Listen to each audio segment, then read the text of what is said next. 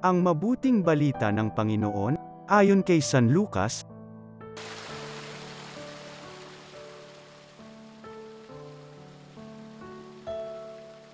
Noong panahong iyon, isinaysay ni Jesus sa kanyang mga alagad ang isang talinghaga upang ituro sa kanilang na dapat silang manalangin lagi at huwag manghinawa.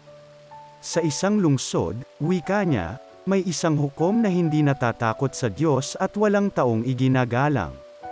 Sa lungsod ding iyon ay may isang babaeng balo na punta ng punta sa hukom at humihingi ng katarungan.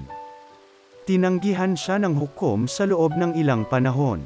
Ngunit nang malaunan ay nasabi nito sa sarili, "Bagamat hindi ako natatakot sa Diyos ni gumagalang kan-inuman, igagawad ko na ang katarungang hinihingi ng babaeng ito sapagkat lagi niya akong ginagambala baka pa ako mainis sa kapaparito niya."